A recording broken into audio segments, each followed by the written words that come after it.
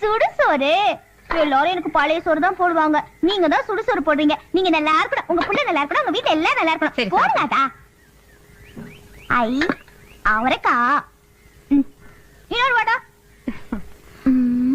அம்மா விட்டா இவ வீட்டே காலி பண்ணுவா. இன்னைக்கு ராசாத்தியோட நினைவுல 10 பேருக்கு சாப்பாடு போடணுமே தவிர அப்படி எல்லாம் சொல்லக்கூடாதுமா. சாப்பிடுமா. மோரு ரசம் எல்லாத்தையும் ஊத்துங்க. சாம்பார் போட்டிருக்கேன்ல, அதை சாப்பிட்டு அப்புறம் போடு. எல்லாத்தையும் ஊத்துங்க, ஒன்னா சேர்த்து அடிச்சிடுறேன். மோர் ஊத்துங்க, நல்லா ஊத்துங்க.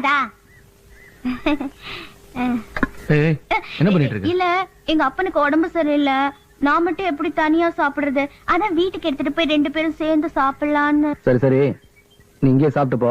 உங்க அப்பா குணம் தனியா கட்டிட்டு போ. அம்மா அவளுக்கு வேணுன்றதை கொடுத்து அனுப்பு. உங்களை மறுபடியும் நினைச்சேன், ஆனா நீங்க ரொம்ப நல்லவரு. நீங்க நல்லா இருக்கணும், நீயும் நல்லா இருக்கணும், சுடுசுறு போட்ட நீங்களும் நல்லா இருக்கணும்.